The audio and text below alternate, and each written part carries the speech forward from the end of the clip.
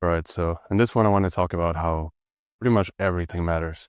And this idea that it's all about bone structure, all about face and height, is not really supported by the literature. And this idea of genetic determinism that a lot of people have in the space is also not supported. We have a literal meta-analysis that essentially compared multiple dimorphic traits like voice pitch, height, testosterone. By far, the strongest predictor of dating success was strength and muscularity. It was the only one that was consistent.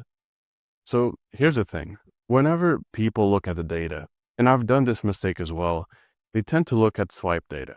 They tend to look at who gets the right swipes, basically. And they realize that a small percent of men get most of the swipes. Therefore, they must be getting all the women, they must be getting all the outcomes. Like in this study, for example, where attractiveness was by far the biggest predictor of right swipes. And by attractiveness, they mean face, and it was way more important than height, like it is on dating apps. So the vast majority of the variance was basically facial attractiveness.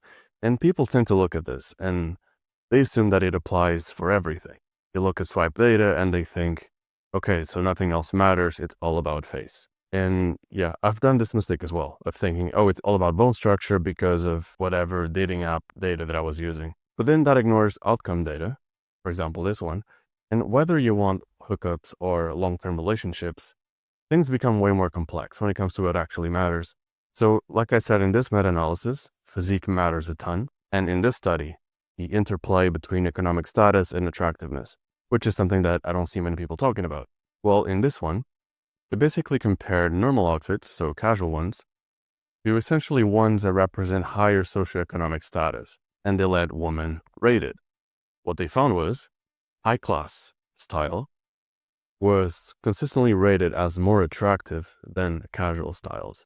So for example, if you're wearing a dress shirt or suit, stuff like that, you're going to be rated as like 10 to 20% more attractive compared to if you had casual clothes. So if you're perceived as higher status, your attractiveness score is going to be higher when woman rated. And of course, if you put a Chad, you compare that to a sub 5, that's the vast majority of the variance.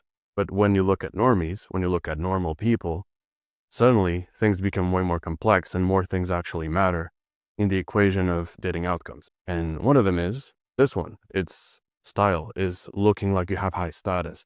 And status can be relative to the group. To some people, high status style can be totally different than in other groups. But in general, being perceived as higher status does increase your attractiveness rating, which I don't see many people talking about, but we do have studies proving it. So being perceived as higher status increases attractiveness, and being perceived as more dimorphic in the sense of strength and muscularity also increases attractiveness. And of course, that's not all. Leanness also increases perceived attractiveness, facial harmony, health indicators.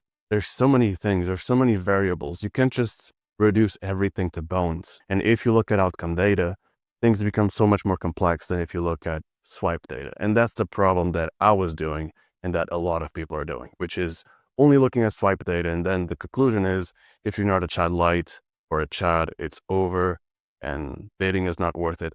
And you end up with these really extreme conclusions. Meanwhile, the problem is the way you're looking at it and the type of data you're looking at. Because if you actually look at data that applies to average people, most people, and if you look at dating outcomes, which is way more important than swipe data, you realize the complexity of attractiveness and dating dynamics. And it's not as simple as just have good bone structure, because there's a lot of people that have good bone structure and they're being held back because of lack of dimorphism or lack of, in some cases, personality or style, grooming, whatever. There's a lot of variables. And the scientific literature does not support the idea that it's all about genetic determinism, that it's all about bone structure. A lot of the ideas that people have about genetic determinism, they come from misinterpretations of twin studies. If you actually look at the data, this is a meta-analysis of twin studies, basically. And they analyzed all the data that was published. This includes 14 million partly dependent twin pairs. This includes over 2,700 publications. And the conclusion of this meta-analysis, where they looked at all the published data, was that heritability, in other words, genetics, was around 49%.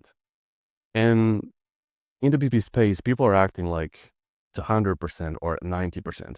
And, and in other spaces, people pretend that genetics don't matter. But of course, reality is somewhere in the middle.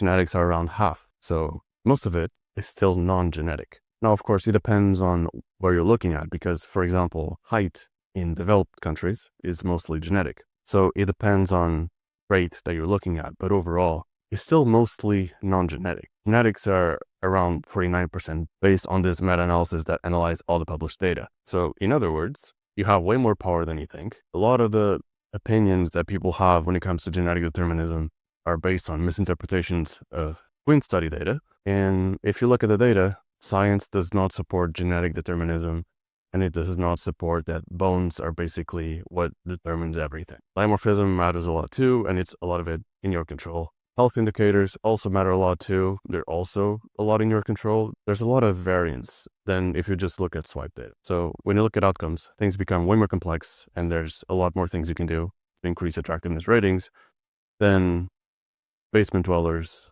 are claiming online, especially those that think PSL scores are everything, because they're not. Of course, if you have a very obvious objective failure, you should still try to fix it, but that's just a puzzle piece of a bigger picture. That being said, that's pretty much it.